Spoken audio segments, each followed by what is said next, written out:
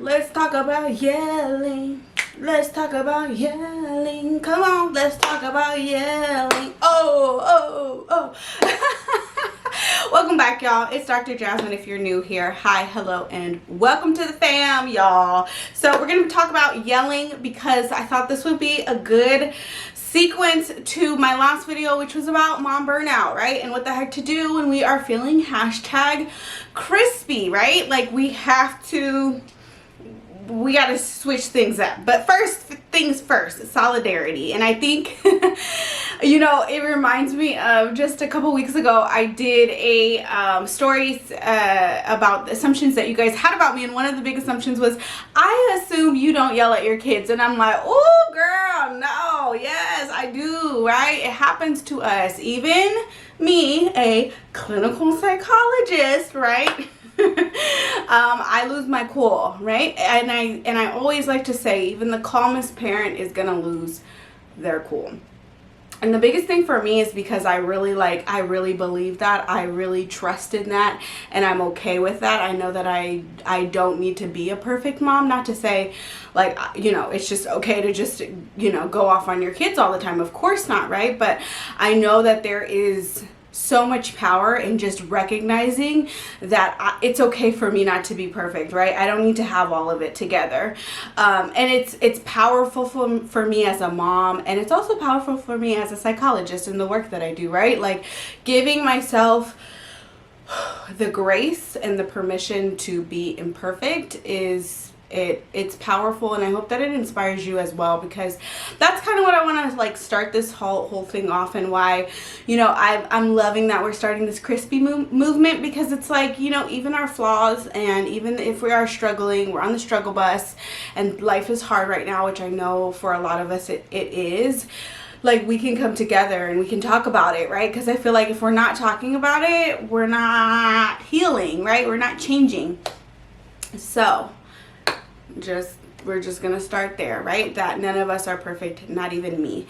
And so in terms of yelling and losing your ish, so to say the real world, anger management, whatever you want to call it, I think there's so many things. I'm gonna just break it down. First, I think we need to start with our mindset.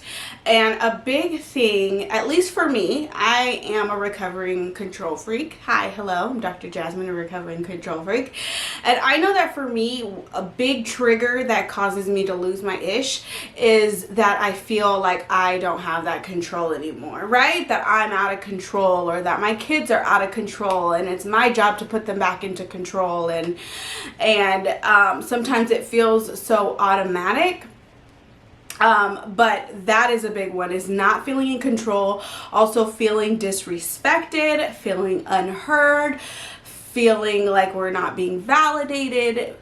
Those are all big triggers for me. And thumbs up if you give me a thumbs up if you agree with those kind of triggers. So I think it's first things first is identifying our mindset around our triggers, identifying our triggers first things first, right?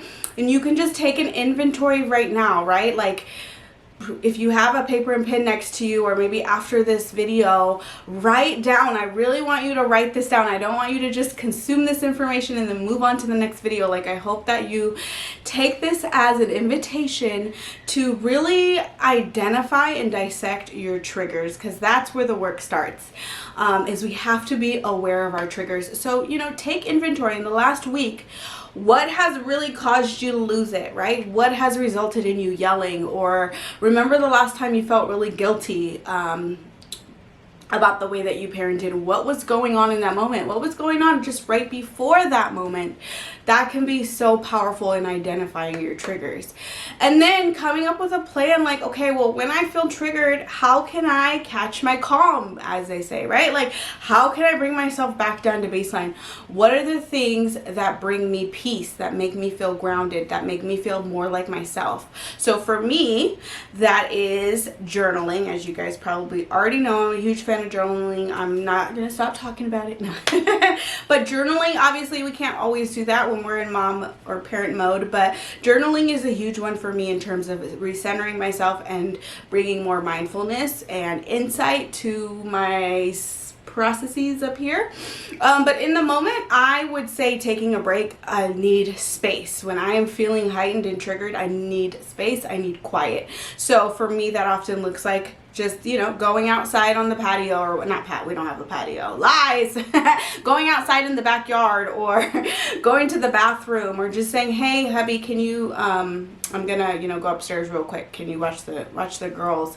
But taking a break is something that helps me.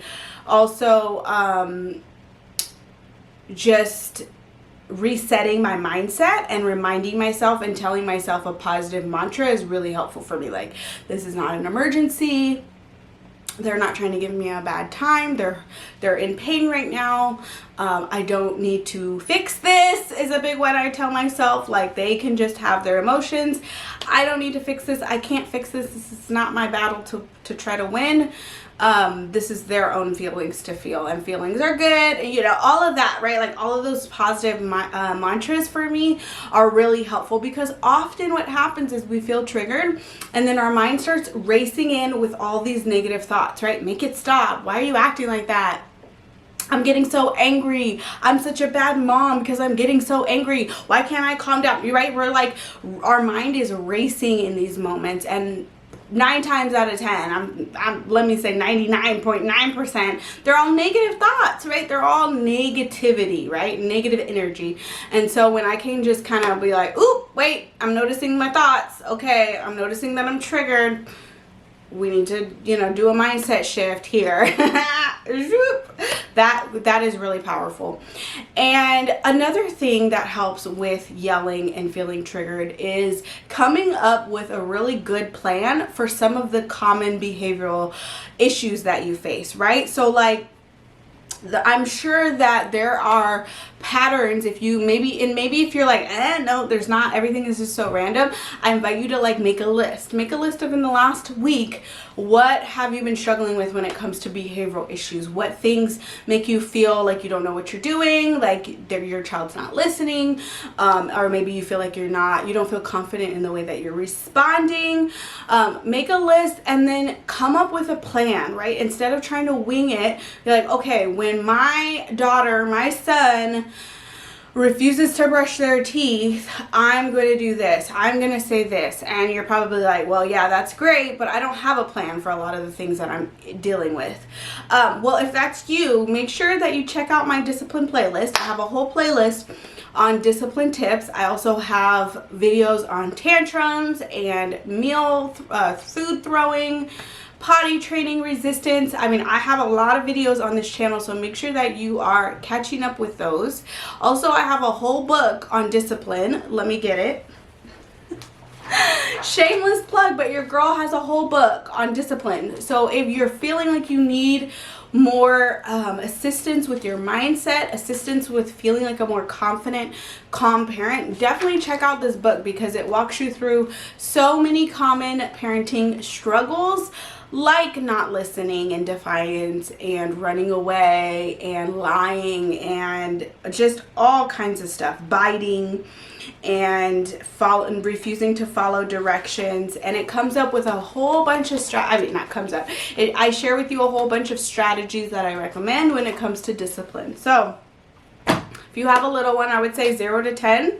Perfect. You should start discipline. Just in case you're curious, you should start the discipline practices in infancy, actually. So the book walks you through that. But anyways, come up with a plan. I don't know, whether you read blogs, read parenting books, check out my videos. Like, sometimes, having a concrete plan can really help you feel prepared in the moment. And let me just say something though, when it comes to parenting and when we're talking about discipline, consistency is so clutch, y'all. Like, you might try some of my tips, or you might read a parenting blog or whatever, watch a video, and you go to try it and you try it once or twice and you're like, this doesn't work. They don't know what they're talking about. They don't know my kid. They don't know me. It doesn't work. Well, I challenge you. Remember, it takes like 21 days to make a habit. I challenge you to stay consistent when it comes to discipline and when it comes to your strategies and your plan. Nothing is gonna work the first or second time, right? It's just like going to the gym, right? We work out. We don't expect the next day to lose a bunch of weight and to see all these improvements in our body, right? We know it takes time. It takes consistency. The same for discipline, y'all. Okay? We just gonna put that out there. Okay. And then the biggest thing is having so much compassion for yourself, which is what I started with in the beginning of this video, right? Like, having self-compassion for ourselves actually makes it less likely that we're gonna yell, right? I really do believe that the more that we beat ourselves up for being human, the more that we beat ourselves up for making parenting mistakes, the more likely we're just gonna continue this cycle.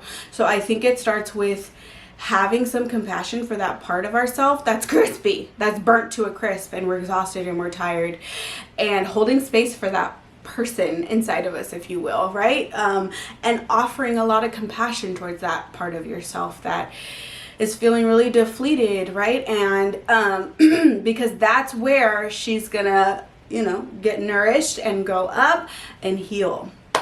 There is power in compassion. And if you're wondering too, about, you know, how to repair ruptures after they happen, right after you lose your cool, I actually have a whole video on that walks you through step by step the process of what to do after you yell or lose it on your child, because the repairing process is so key. And I think a lot of us miss that, right? We feel guilty and then we just try to sweep it under the rug as quickly as we can and move on.